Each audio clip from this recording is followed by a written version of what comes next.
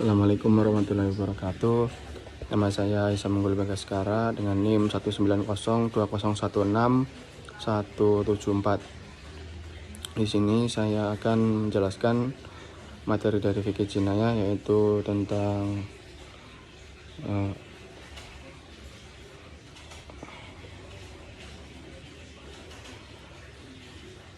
masa berlakunya aturan hukum pidana Islam. Di sini saya akan menjelaskan sedikit pengertian dari hukum, yaitu hukum merupakan kata yang berasal dari bahasa Arab, yaitu hukmu, yang artinya aturan. Hukum juga biasa disebut dengan syariat, yang dikaitkan dengan aturan dari Allah Subhanahu wa Ta'ala. Syariat selalu diikuti dengan kata Islam atau Islamiyah karena disesuaikan kepada pembuat syariat itu sendiri, yaitu Allah Subhanahu wa Ta'ala.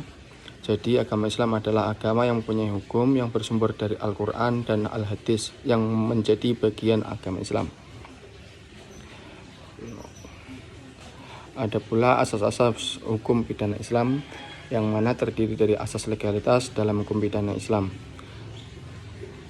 Asas legalitas biasanya tercermin dari ungkapan dalam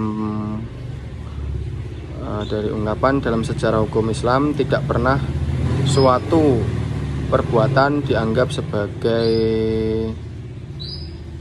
tindak pidana dan tidak pernah dijatuhi hukuman sebelum perbuatan tersebut dinyatakan sebagai tindak pidana dan diberi sanksinya baik dalam Al-Quran maupun hadis. Asas ini merupakan suatu jaminan dasar bagi kebebasan individu dengan memberi batas aktivitas apa yang dilarang secara tepat dan jelas.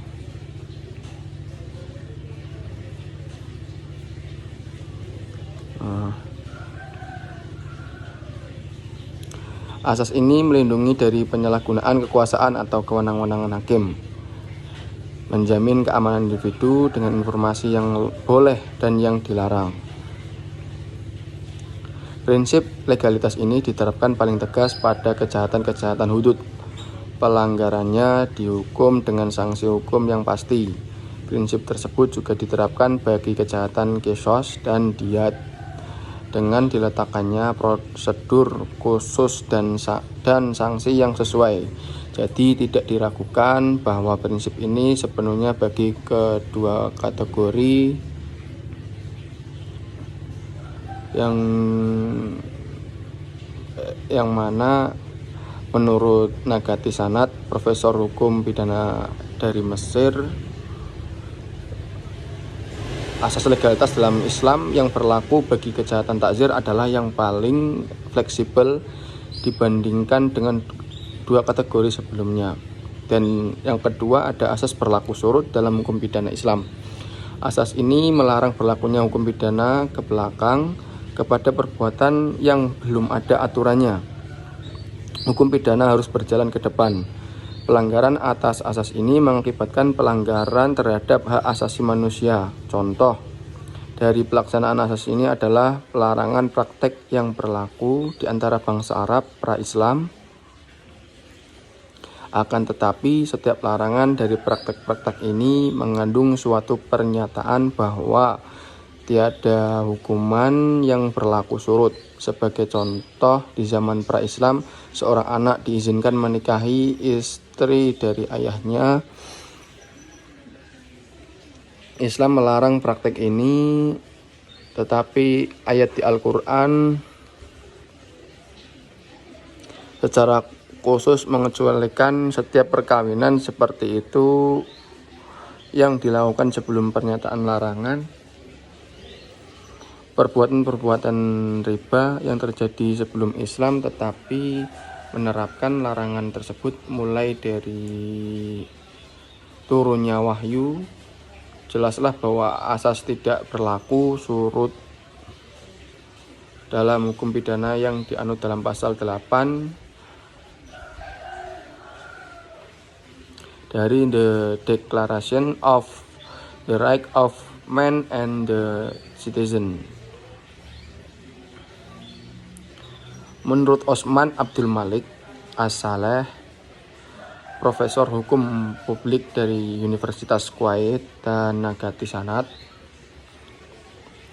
kebanyakan ahli hukum Islam berpendapat bahwa hanya ada satu pengecualian bagi berlakunya asas ini, yang jika yang baru memberikan sanksi yang lebih ringan dibanding hukum yang ada pada waktu perbuatan dilakukan. Dalam kasus seperti ini, hukuman yang lebih ringanlah yang diterapkan. Dan yang ketiga, ada asas praduga tak bersalah. Suatu konsekuensi yang tak bisa dihindarkan dari asas legalitas adalah asas praduga tak bersalah. Menurut asas ini, sama perbuatan yang dianggap boleh kecuali dinyatakan sebaiknya oleh suatu nas hukum. Selanjutnya, setiap orang dianggap tidak bersalah untuk suatu perbuatan jahat kecuali dibuktikan kesalahannya pada suatu kejahatan tanpa ada keraguan. Jika suatu keraguan yang beralasan muncul, seorang tertuduh harus dibebaskan. Dan yang keempat, tidak sahnya hukuman karena keraguan.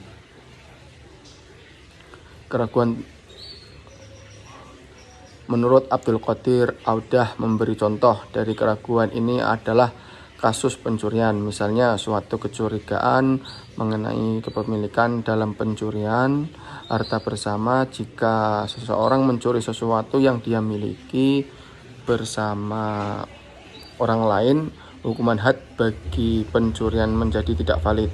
Karena dalam kasus ini, harta ini tidak secara khusus dimiliki orang lain, tetapi melibatkan persangkaan adanya kepemilikan juga dari pelaku perbuatan itu. Ada juga untuk selanjutnya, prinsip kesamaan di hadapan hukum. Pada masa jahiliyah tidak ada kesamaan di antara manusia. Tidak ada kesamaan tuan dan budak, antara pemimpin dan rakyat biasa, antara si kaya dan si miskin, antara pria dan wanita. Dengan datangnya Islam, semua pembedaan atas dasar ras, warna, bahasa, dan sebagainya dihapuskan. Prinsip kesamaan tidak hanya terkandung dalam teori dan filosofi hukum Islam, tetapi dilaksanakan secara praktek oleh Rasulullah SAW dan para khalifah penerus beliau. Syariat Islam tidak mengakui pengistimewaan kepada orang-orang tertentu. Abdul Qadir Audah menyebutkan beberapa pembedaan atau diskriminasi yang dilakukan oleh sistem hukum pidana modern. Keistimewaan itu antara lain diberikan kepada para kepala negara asing, diplomat asing, anggota-anggota parlemen, orang-orang kaya, dan anggota masyarakat terhormat. Apabila mereka melakukan suatu tindak pidana, maka perlakuan yang diterima akan berbeda dengan anggota masyarakat biasa. Sebaliknya, syariat Islam menerapkan suatu equality before the law yang lengkap sejak 14 abad yang lalu, sementara ia baru dikenal dalam hukum modern pada akhir abad 18 dalam bentuk yang kurang lengkap. Mungkin itu saja apa yang dapat saya jelaskan. Untuk materi selanjutnya, kurang lebihnya saya mohon maaf. Wassalamualaikum warahmatullahi wabarakatuh. Untuk materi selanjutnya, materi yang kedua yaitu mengenai teori perbuatan pidana Islam. Jadi untuk teori perbuatan pidana Islam sendiri itu, yang pertama akan saya jelaskan yaitu mengenai pengertian tindak pidana atau jarimah. Istilah tindak pidana berasal dari istilah yang dikenal dalam hukum pidana Belanda yaitu strafbaar feit. Para ahli hukum berusaha untuk memberi arti dan isi Dari istilah itu sayangnya sampai kini belum ada keseragaman pendapat. Namun dalam berbagai literatur hukum ada beberapa terjemahan dari istilah structure fight, yaitu yang pertama tindak pidana, dan yang kedua peristiwa pidana, dan yang ketiga delik, dan yang keempat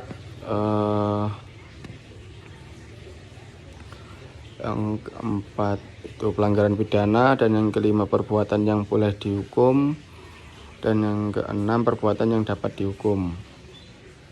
Tindak pidana juga disebut dengan delik atau perbuatan yang boleh dihukum, atau peristiwa pidana yang keseluruhannya adalah suatu perbuatan yang melanggar atau bertentangan dengan undang-undang yang dilakukan dengan kesalahan oleh orang yang dapat dipertanggungjawabkan.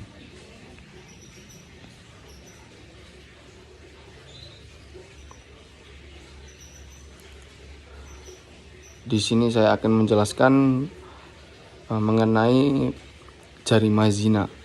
Jarimah zina merupakan bagian dari jarimah hudud.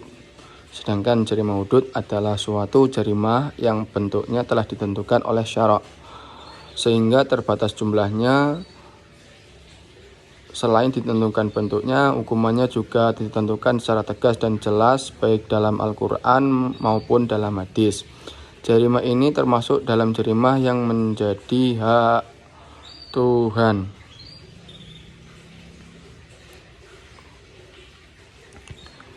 Salah satu perbuatan yang dapat dikategorikan ke dalam jarimah hudud adalah zina. Menurut H.A.Jazuli, dengan mengutip pendapat ulama Malikiyah, zina adalah mewati'nya seorang laki-laki mukallaf terhadap fajar wanita yang bukan miliknya dan dilakukan dengan sengaja. Adapun ulama Syafi'iyah mendefinisikan zina dengan memasukkan zakar ke dalam farj yang haram dengan tidak syubhat dan secara naluriah memuaskan hawa nafsu. Unsur-unsur dari zina dari definisi yang barusan saya jelaskan dapat diketahui bahwa unsur-unsur zina meliputi yang pertama, persetubuhan yang diharamkan.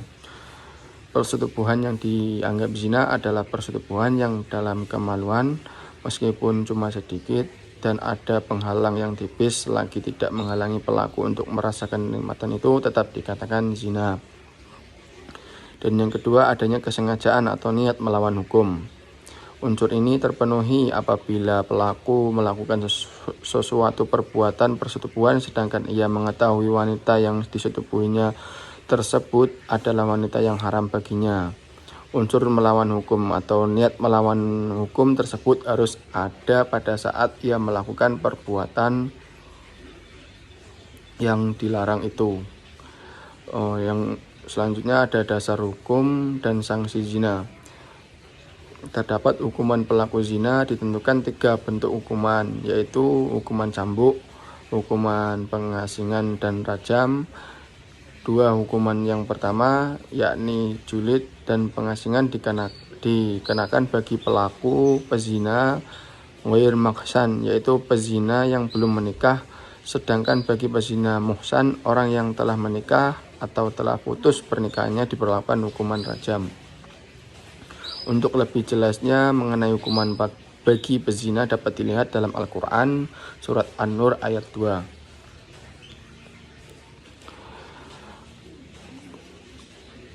Adapun alat bukti dalam jarimah zina adalah yang pertama, adanya saksi dari 4 orang laki-laki yang memenuhi syarat dan melihat perbuatan tersebut. Dan yang kedua, pengakuan yang dilakukan sebanyak 4 kali. Dan yang ketiga, qarinah, tanda-tanda yang mengarah pada hasil perzinaan tersebut, seperti hamilnya wanita yang tidak bersuami tersebut. Ada pula jarimah rishwah. Dalam pengertian terminologi, Ibnu Al-Atsir mendefinisikan al-riswah adalah mengantar sesuatu yang diinginkan dengan mempersembahkan sesuatu. Dengan kata lain, al-riswah adalah sesuatu atau uang atau benda yang diberikan kepada seseorang untuk mendapatkan sesuatu, uang atau mendapatkan sesuatu yang diharapkan. Al-riswah diambil dari kata al-risya yang berarti tali yang dapat mengantarkan ke air di sumur. Dalam kasus riswah melibatkan 3 unsur utama, yaitu pihak pemberi, pihak penerima pemberian tersebut, dan barang, bentuk, dan jenis pemberian yang diserah terimakan.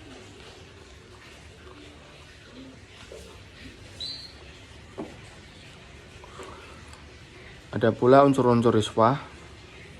Yang pertama yaitu sesuatu yang diberikan dalam rangka menyalahkan yang benar dan membenarkan yang salah, memperoleh kedudukan dan kekuasaan atau dalam rangka agar seseorang berbuat zalim. Dan yang kedua, sesuatu yang diberikan untuk mewujudkan yang salah dan membatalkan yang benar. Dan yang ketiga itu sesuatu yang diberikan sebagai syarat karena telah diberikan pertolongan.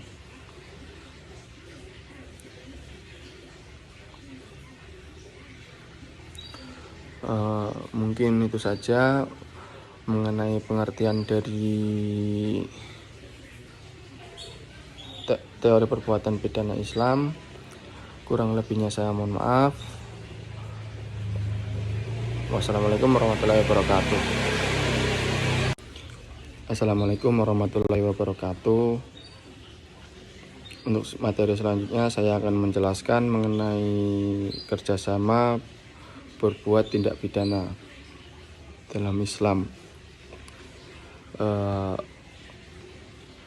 Pengertian dari kerjasama dalam jarima adalah perbuatan jarima yang dilakukan secara bersama-sama ataupun berserikat dan saling menghendaki dan sama-sama melakukan perbuatan pelaksanaan peristiwa pidana tersebut.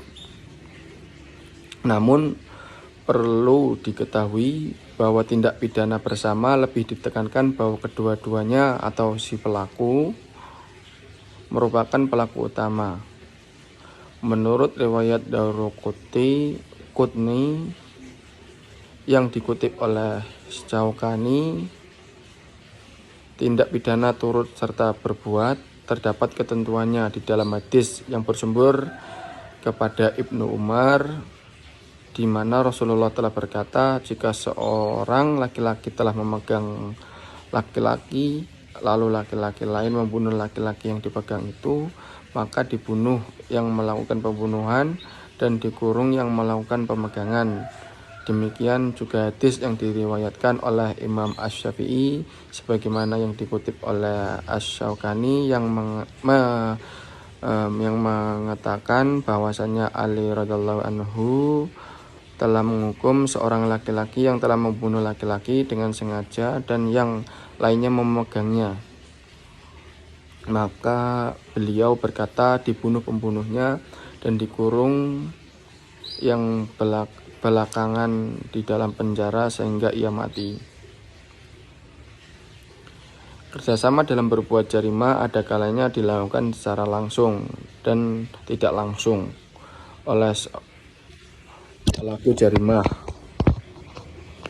Maaf.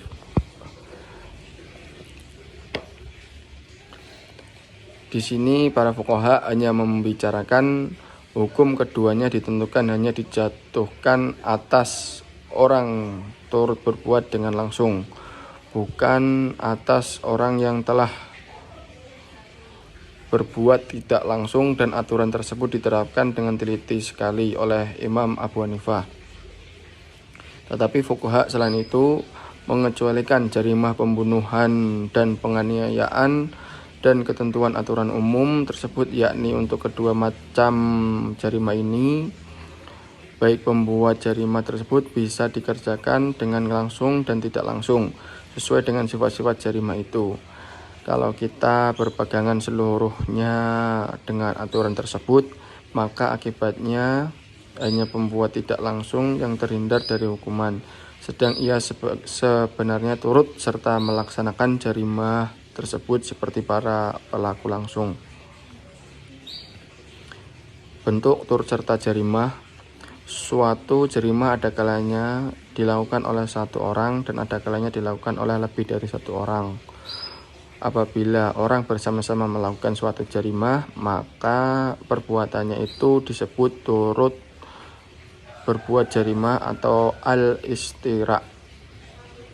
Dalam kerjasama berbuat jarima terdapat 4 kategori bentuk kerjasama, yaitu yang pertama pelaku turut melakukan tindak pidana, dan yang kedua pelaku mengadakan kesepakatan dengan orang lain, dan yang ketiga pelaku menghasut atau menyuruh orang lain untuk melakukan jarima, dan yang keempat pelaku memberi bantuan atau kesepakatan kepada orang lain untuk dilakukannya jarima dengan berbagai cara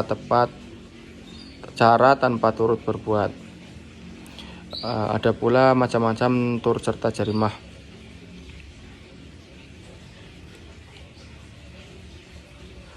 Turut serta secara langsung terjadi apabila orang yang melakukan jarimah dengan nyata. Pengertian melakukan jarimah dengan nyata di sini adalah bahwa setiap orang yang turut serta itu masing-masing mengambil bagian secara langsung, walaupun tidak sampai selesai. Jadi cukup dianggap sebagai turut serta langsung apabila seseorang telah melakukan suatu perbuatan yang dipandang sebagai permulaan pelaksanaan jarimah. Misalnya 2 orang, si A dan si B, akan membunuh seseorang C. Si A sudah memukul tengkuk dari si C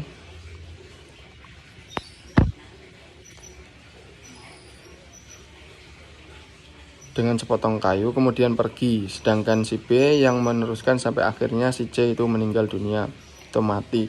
Dalam contoh ini A tidak berturut menyelesaikan jarima tersebut, tetapi ia telah melakukan perbuatan yang merupakan permulaan pelaksanaan tindak pidana pembunuhan. Di sini si A dianggap sebagai orang yang turut serta secara langsung melakukan tindak pidana jarimah tersebut. Ada kalanya perbuatan permulaan jarimah tersebut adalah yang pertama itu apabila pelaku langsung hanya menjadi kaki tangan atau alat semata-mata bagi pelaku tidak langsung. Misalnya apabila seseorang memerintahkan anak di bawah umur untuk membunuh orang lain, kemudian perintahnya itu dilaksanakannya, maka orang yang memerintahkan itu juga dianggap sebagai pelaku langsung. Akan tetapi Abu Hanifah berpendapat bahwa perbuatan semacam ini tidak disebut sebagai pelaku langsung kecuali apabila perintahnya itu merupakan paksaan bagi orang yang melaksanakannya. Dan yang kedua itu ada turut serta secara langsung. Turut serta secara langsung ada kalanya dilakukan secara kebetulan saja.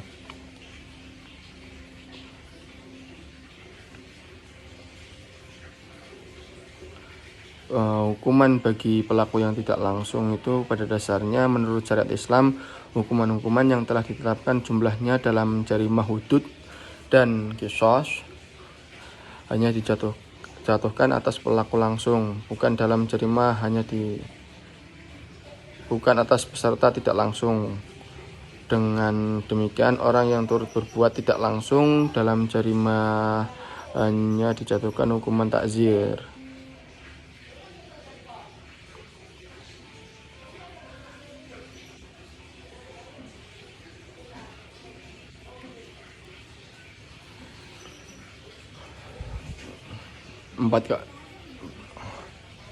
Di sini ada 4 kategori bentuk kerjasama pidana atau jarimah. Yang pertama yaitu pelaku turut melakukan tindak pidana, yaitu pelaku ikut andil melakukan unsur tindak pidana tersebut kepada orang lain dan mempunyai rekan-rekannya. Dan yang kedua, pelaku mengadakan kesepakatan dengan orang lain untuk melakukan jarimah. Dan yang ketiga itu pelaku menghasut atau menyuruh untuk dilakukan jarimah dengan berbagai cara tanpa turut berbuat. Dan yang keempat itu pelaku memberi bantuan atau sepakat untuk dilakukannya jarimah dengan berbagai cara tanpa turut berbuat. Mungkin itu saja apa yang dapat saya sampaikan. Kurang lebihnya saya mohon maaf. Wassalamualaikum warahmatullahi wabarakatuh. Untuk materi yang selanjutnya yaitu ada pertanggungjawaban pidana dalam hukum Islam.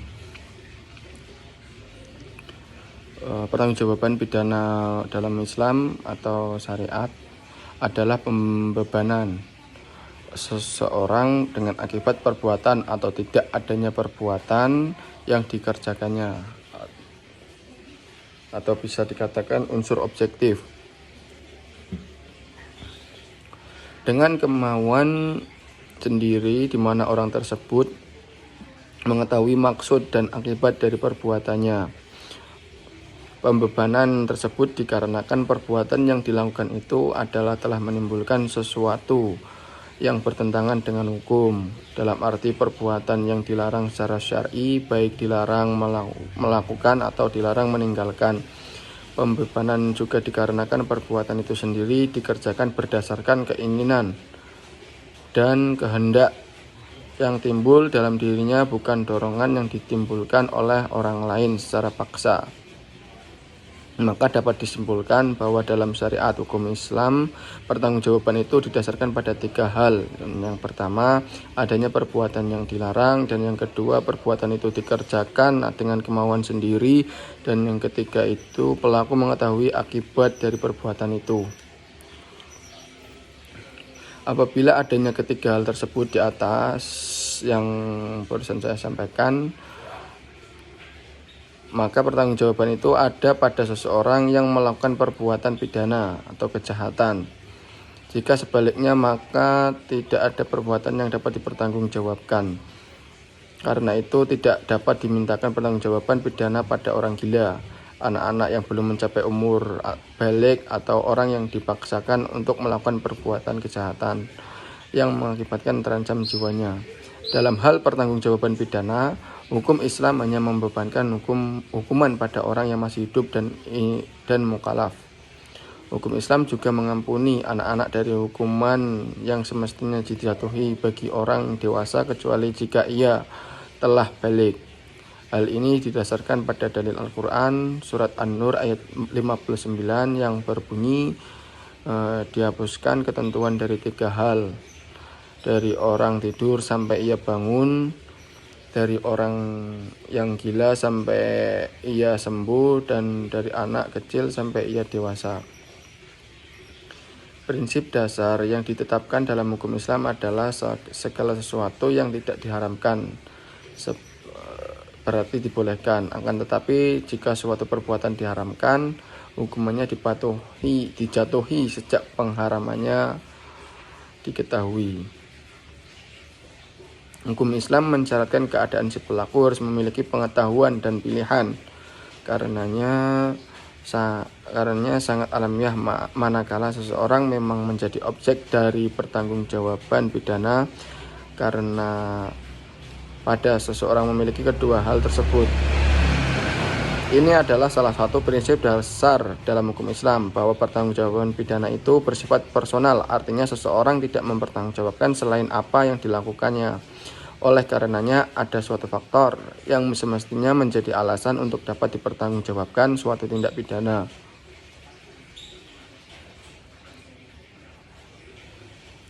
Adapun unsur yang mengakibatkan terjadinya pertanggungjawaban pidana antara lain, yang pertama adanya unsur melawan hukum, dan asas pertanggungjawaban hukum adalah adanya perbuatan melawan hukum atau perbuatan maksiat, yaitu melakukan hal-hal yang dilarang oleh syariat atau undang-undang.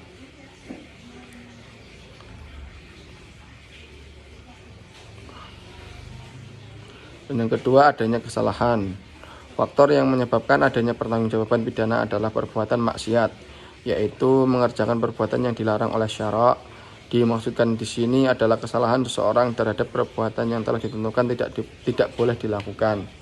Hal ini menyangkut seseorang itu telah meninggalkan kewajiban atau perintah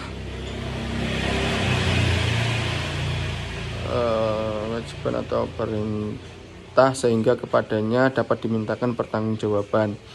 Ada suatu perbedaan dalam memahami kesalahan sebagai faktor pertanggungjawaban.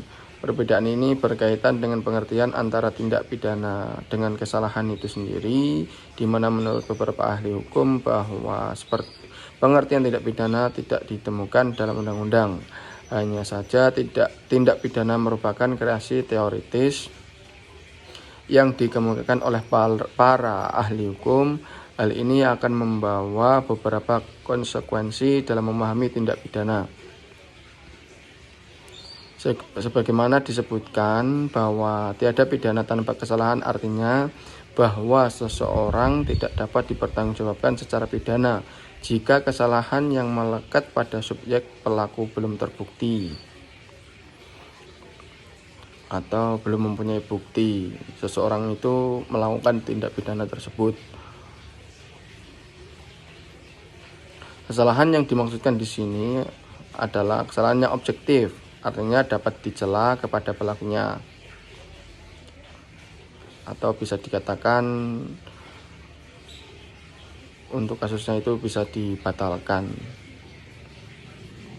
Dalam keterangannya tentang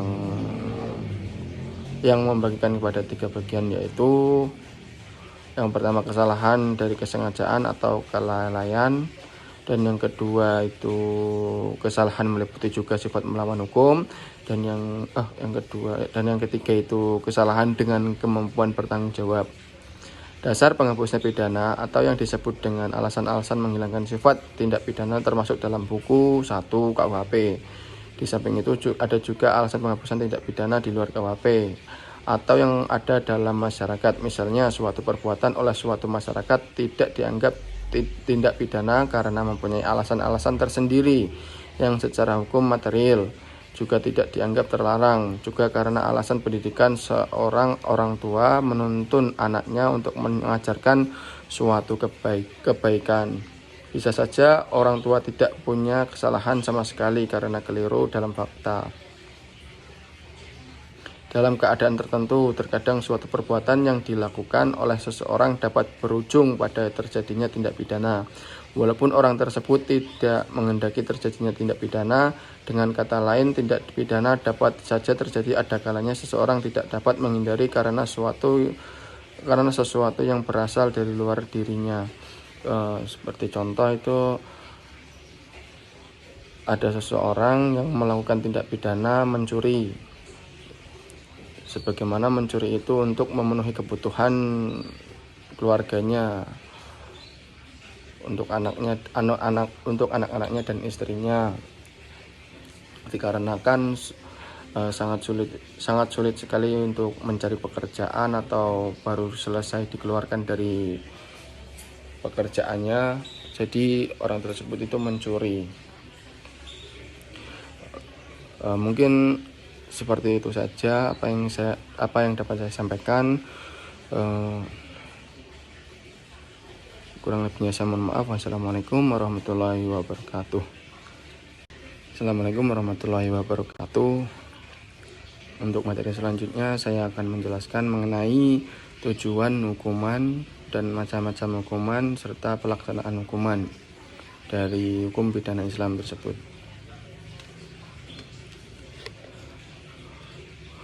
Selain membahas tujuan menjatuhkan hukuman menurut perspektif hukum Islam, terlebih dahulu akan dikemukakan tujuan diturunkannya syariat Islam, yang mana agama Islam adalah agama yang membawa rahmat bagi seluruh alam. Dengan datangnya agama Islam, maka setiap orang yang memeluk dan menjalankan ajarannya akan mendapatkan keselamatan dunia dan akhirat. Sebagaimana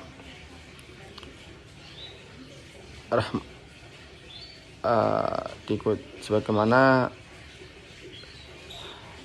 firman Allah yang berbunyi, wa ma arsalnaka illa rahmatan lil alamin, yang artinya, dan kami tidak mengutus engkau Muhammad melainkan untuk menjadi rahmat bagi seluruh alam. Rahmat yang dibawa agama Islam adalah berupa aturan-aturan hidup yang mewujudkan kemaslahatan hidup manusia dan menghindarkan mereka dari mafsadat atau kerusakan. Dengan demikian, syariat Islam berorientasi kepada 3 aspek, yaitu yang pertama mendidik individu agar mampu menjadi sumber maslahat bagi masyarakat atau umat, dan yang kedua itu menegakkan keadilan bagi masyarakat. Islam tanpa membedakan golongan, Islam berorientasi kepada keadilan sosial. Dan yang ketiga itu tujuan hakiki. Hukum Islam adalah terciptanya kemaslahatan. Tidak ada satupun perintah syariat yang terdapat dalam Al-Quran dan Sunnah yang tidak membawa kemaslahat hakiki, meskipun maslahat itu kadang tertutup bagi sebagian orang yang diselimuti hawa nafsu. Dalam rangka mewujudkan kemaslahatan bagi manusia, maka hukum Islam menjamin terpenuhinya kebutuhan yang bersifat dharuri atau primer, sekunder, dan tahsyiri pelengkap. Dalam taraf implementasi bersamaan, ketiga jenis kebutuhan tersebut diterapkan dengan skala prioritas, di mana tahsini tidak perlu dipertahankan bila dalam penerapannya merusak.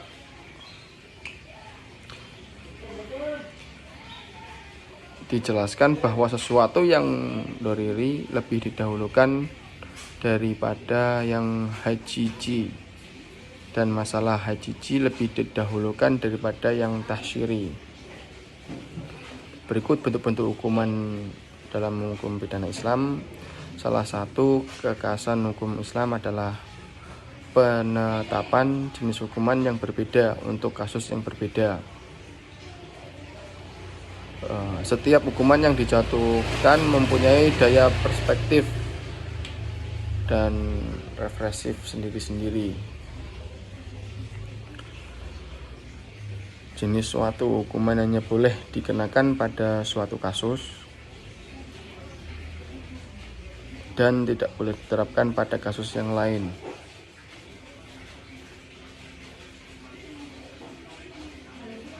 Yang membedakannya hanya soal waktu, yaitu berapa lama seseorang dihukum penjara. Dalam sistem pidana Islam, perbuatan pidana disebut juga dengan istilah jarimah. Adapun kejahatan yang termasuk jarimah hudud antara lain yaitu zina, menuduh wanita berzina, meminum khamar, mencuri, terorisme, pengacau keamanan, murtad, dan memberontak. Jarimah dan memberontak.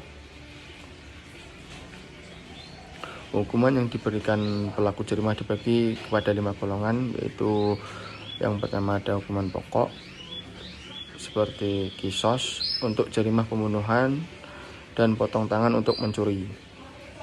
Dan yang kedua hukuman pengganti bila hukuman pokok tidak dapat dilaksanakan, seperti diat pengganti kisos atau takzir pengganti hudud. Dan yang ketiga hukuman tambahan mengikuti hukuman pokok seperti terhalang mewarisi bagi pembunuh keluarga tanpa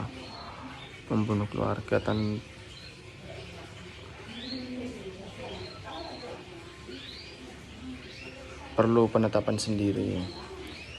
Yang kedua berdasarkan hukuman hakim dan dalam menentukan berat ringannya hukuman yang hanya mempunyai suatu batas seperti hukuman cambuk 80 kali atau 100 kali. Dan yang kedua itu hukuman yang mempunyai batas tertinggi dan terendah sesuai keputusan hakim.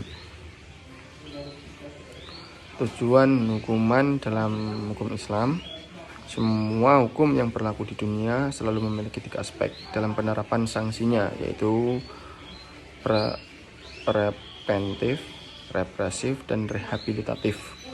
Aspek preventif dimaksudkan untuk mencegah agar orang tidak melakukan dan mengulangi kejahatan dan orang lain yang belum melakukan kejahatan agar tidak berbuat kejahatan. Aspek represif merupakan penindakan terhadap pelaku kejahatan, menegakkan supremasi hukum dan memberikan hukuman terhadap pelakunya sesuai dengan kejahatannya. Sedangkan rehabilitatif merupakan upaya pembinaan agar kejahatan yang sama tidak diulangi oleh penjahat bila ia masih hidup.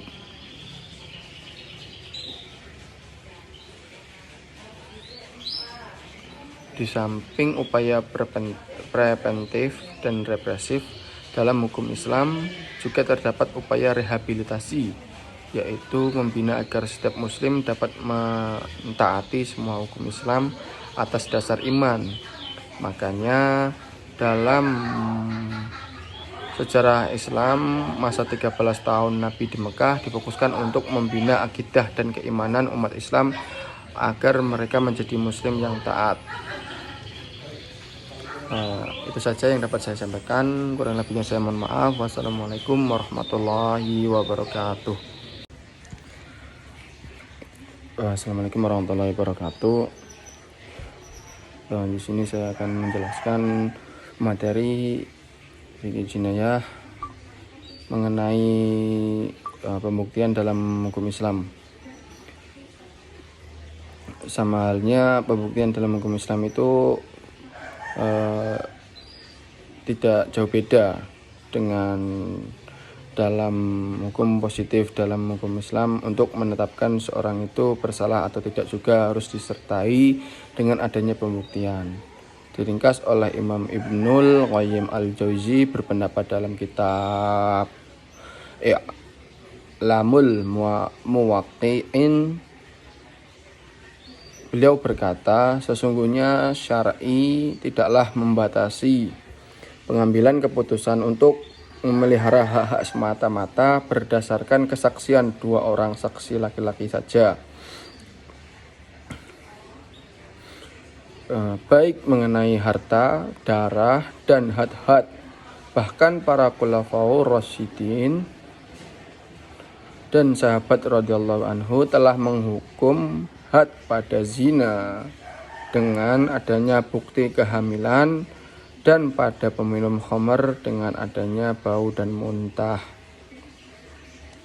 Pembuktian menurut istilah bahasa Arab berasal dari kata bayinah yang artinya sesuatu yang menjelaskan. Al-bayinah didefinisikan oleh ulama fikih sesuai dengan pengertian jumhur ulama fikih, mengartikan bahwa bayinah secara sempit yaitu sama dengan kesaksian. Namun Ibnu Al-Qayyim Al-Jauziyah al-bayinah mengandung pengertian yang lebih luas. Menurutnya kesaksian hanya salah satu jenis dari al-bayinah yang dapat mendukung dakwaan seseorang. Al-bayinah didefinisikan oleh Ibnu Al-Qayyim Al-Jauziyah sebagai segala sesuatu yang dapat digunakan untuk menjelaskan yang hak atau benar di depan majelis hakim, baik berupa keterangan, saksi, dan berbagai indikasi yang dapat dijadikan pedoman oleh majelis hakim untuk mengembalikan hak kepada pemiliknya.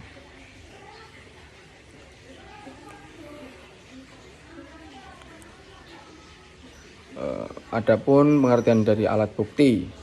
Untuk mencapai penyelesaian perkara yang diajukan kepada seorang hakim harus menguasai 2 hal, yaitu mengetahui hakikat dakwaan dan mengetahui hukum Allah. Mengenai pengetahuan hakim tentang dakwaan atau gugatan dapat diperoleh dengan menyaksikan sendiri peristiwanya atau dengan menerima keterangan dari pihak lain yang bersifat mutawatir. Dan jika tidak demikian, maka tidak dapat disebut sebagai persangkaan. Apabila dengan prinsip-prinsip di atas menyulitkan dan menyebabkan terlantarnya hak-hak mereka, dibenarkan menerima dasar zanyah atau persangkaan. Hal itu dilakukan mengambil langkah-langkah yang cermat dari hakim tersebut dipandang cukup dengan bukti-bukti yang ada, seperti pengakuan tertuduh dan tergugat, saksi-saksi yang adil. Meski yang memberi pengakuan dan saksi-saksi tersebut masih dimungkinkan berdusta, tetapi lazimnya manusia tidak berbuat dusta dengan merugikan diri sendiri. Dengan demikian juga pada umumnya saksi-saksi yang adil tidak akan berdusta bila situasi darurat. Mengenai pengetahuan hakim tentang hukum Allah, seorang hakim harus memiliki pengetahuan tentang nas-nas yang qat'i atau hukum-hukum yang telah disepakati oleh ulama. Jika tidak ditemukan nas-nas yang qat'i dan tidak pula terdapat hukum-hukum yang disepakati oleh ulama, hakim harus melakukan ijtihad. Adapun macam-macam alat bukti, banyak pendapat mengenai macam-macam alat bukti dalam pandangan Islam. Alat-alat bukti dalam hukum acara pidana syariat Islam seperti juga hukum acara adalah yang pertama adanya saksi atau syahadah, dan yang kedua itu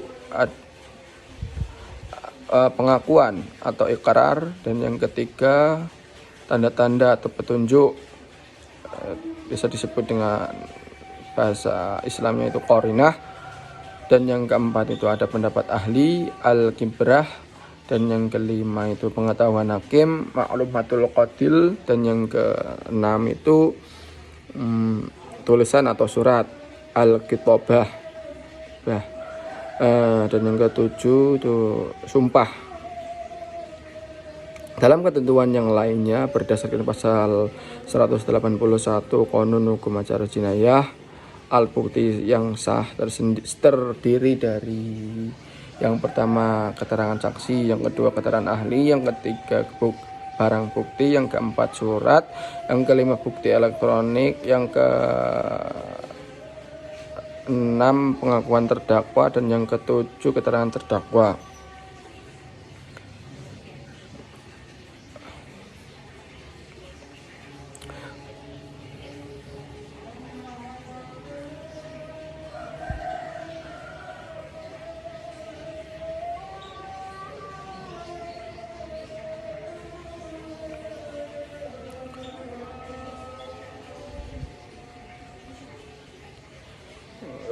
Adapun pengertian dari keterangan saksi yaitu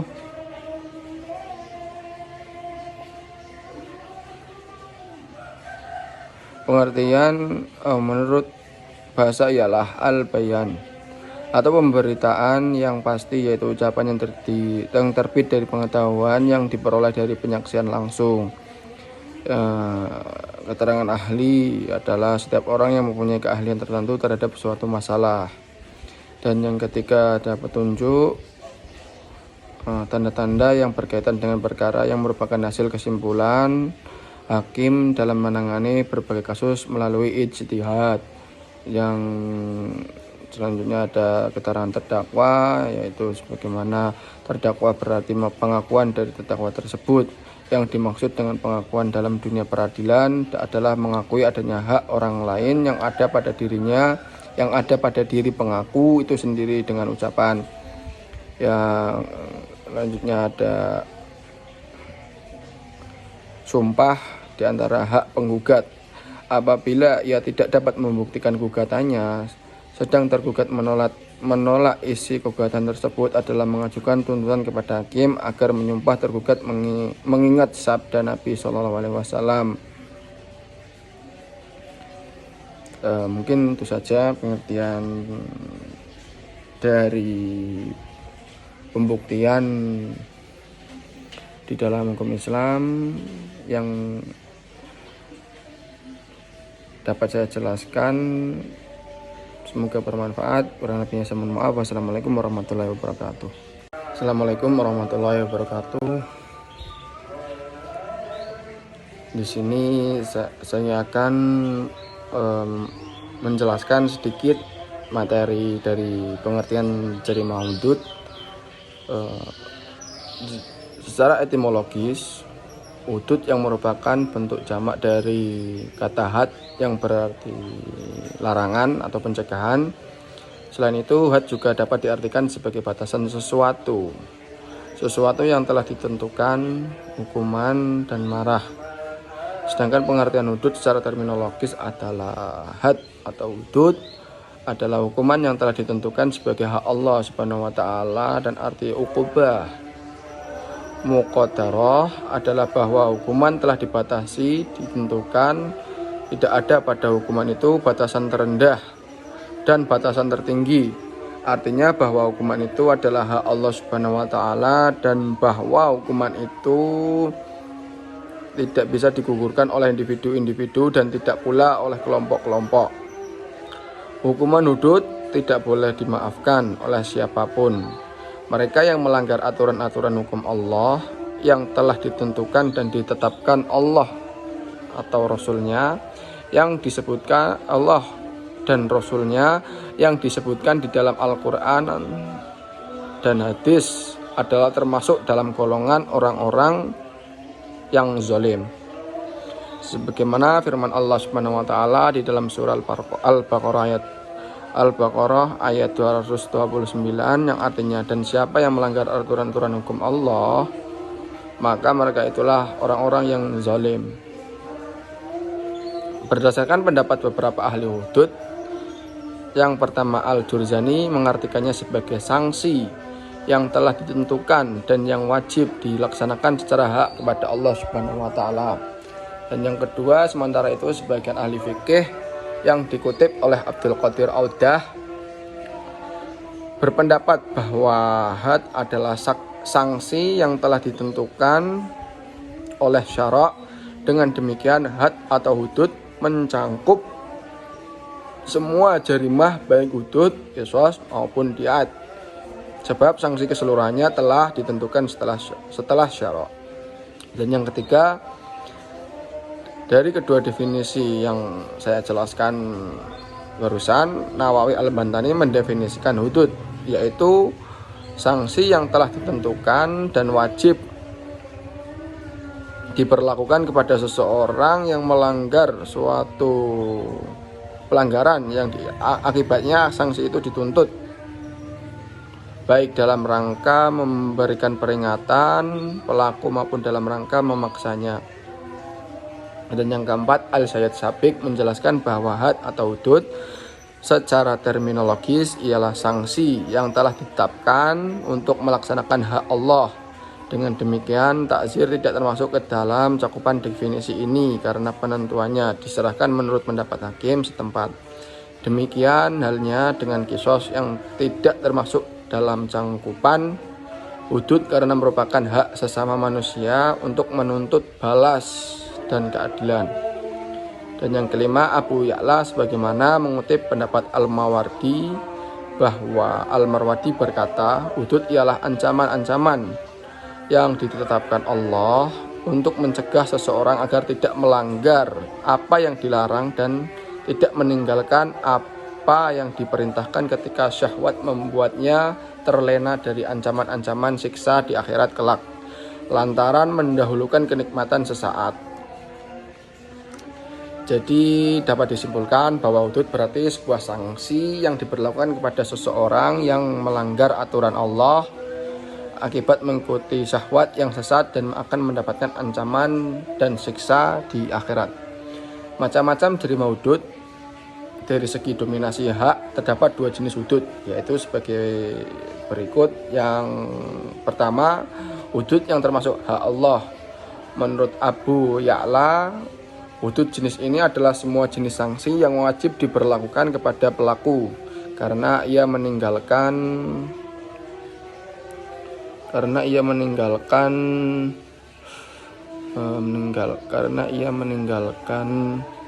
semua hal yang diperintahkan seperti sholat, puasa, zakat, dan haji. Kedua, hudud yang termasuk hak manusia.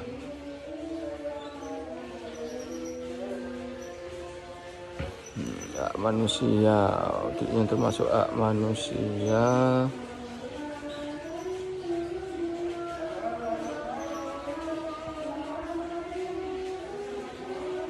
Hudud jenis ini adalah semua jenis sanksi yang diberlakukan kepada seseorang karena ia melanggar larangan Allah, seperti berzina, mencuri, dan meminum khamr.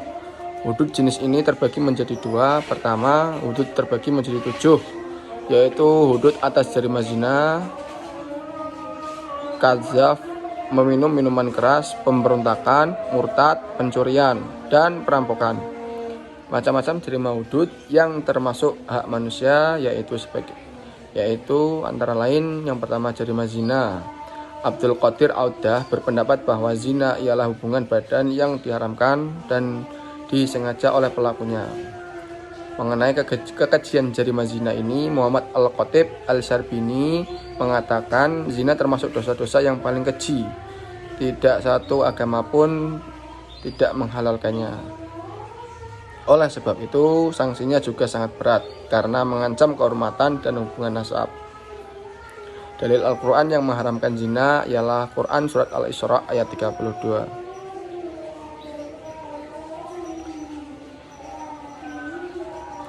Macam-macam jarima zina dan sanksinya ada 2 jenis dari jarima zina, yaitu zina muhsan dan ghairu muhsan.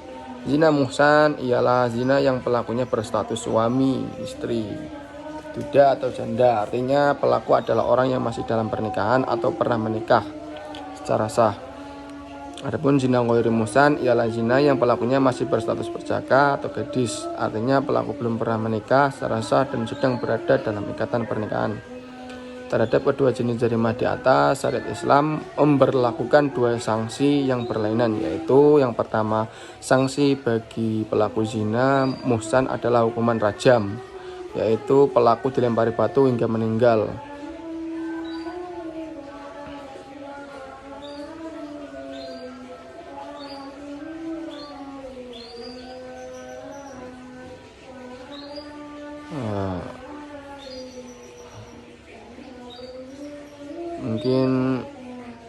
Dan sanksi yang kedua, sanksi bagi pelaku zina ghairu muhsan adalah dicambuk sebanyak 100 kali. Berbeda dengan rajam yang tidak secara tegas disebutkan dalam Al-Quran, sanksi cambuk bagi pelaku jarimah zina ghairu muhsan secara eksplisit ditegaskan dalam firman Allah Subhanahu wa taala di dalam Quran surat Al-Nur ayat 24.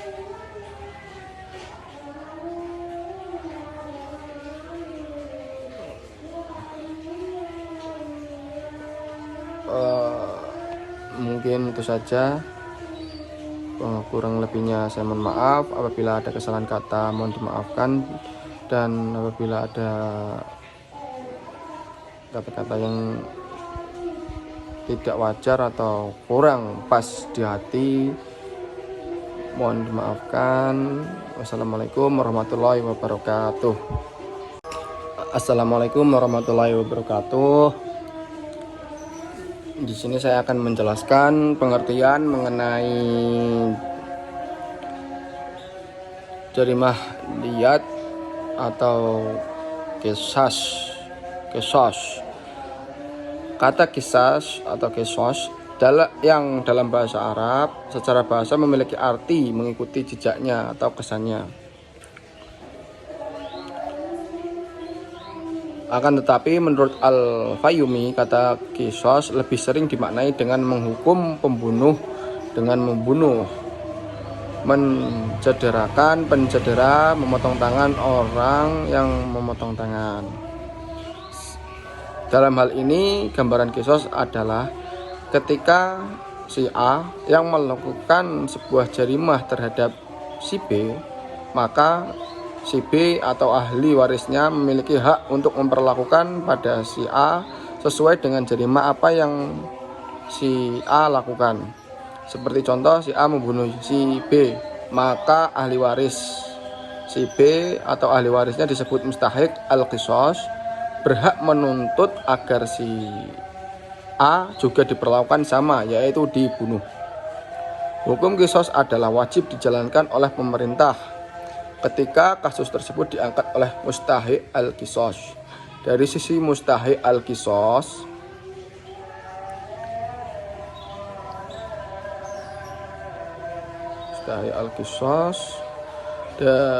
pula diperkenankan mubah untuk meminta dihukum qisas ketika mencukupi syarat-syaratnya. Mustahiq al-qisas juga diperkenankan untuk melakukan perdamaian atau malah pemaafan. Sedangkan yang paling afdal adalah pemaafan, baru perdamaian.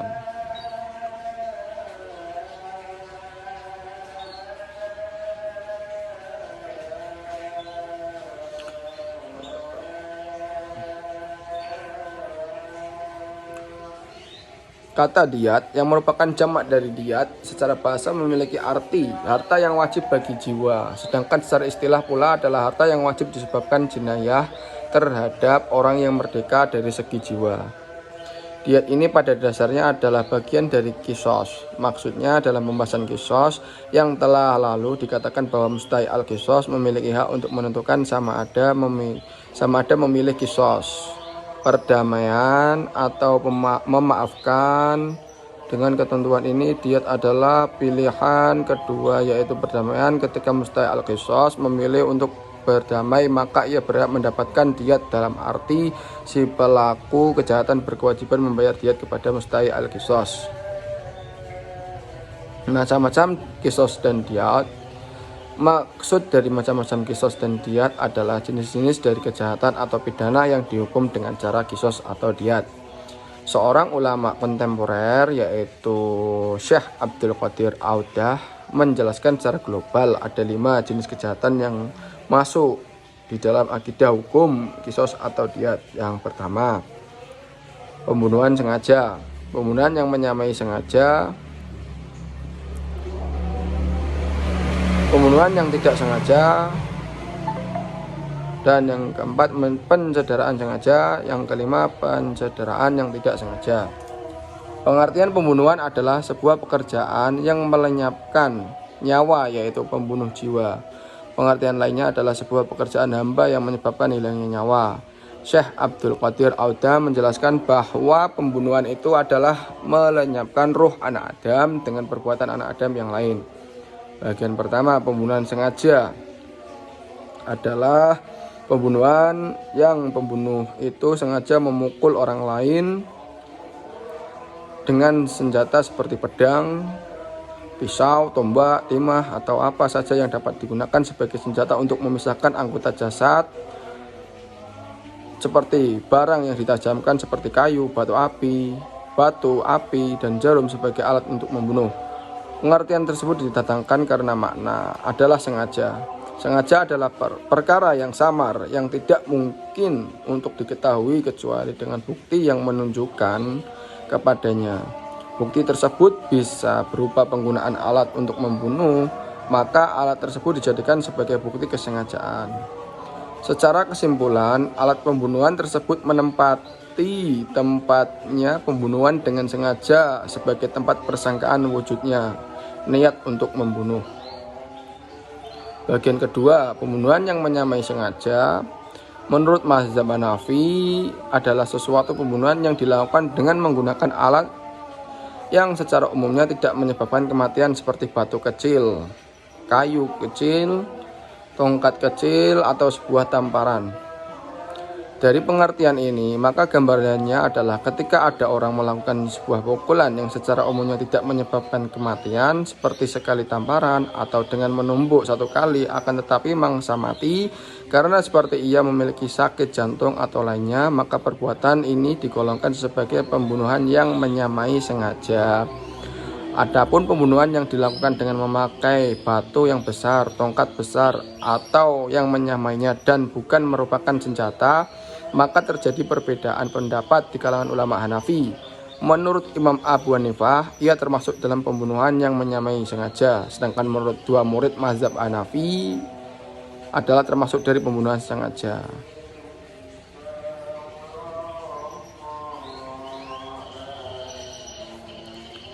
Sanksi bagi pembunuhan sengaja ada 3, yaitu yang pertama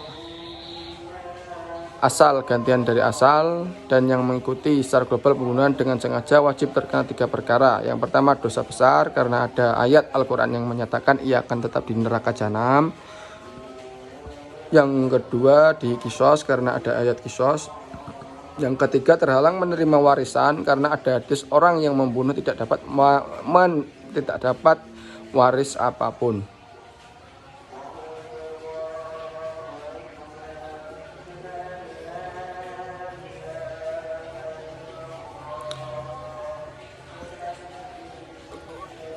Alat-alat bukti dalam menetapkan sebuah kejahatan yang mengakibatkan kisos atau diat adalah sebagai berikut, yang mana yang pertama pengakuan, yang kedua persaksian, yang ketiga qarinah, segala tanda-tanda yang zahir yang bersamaan dengan sesuatu yang masih samar, maka tanda itu menunjukkan kepada itu syarat.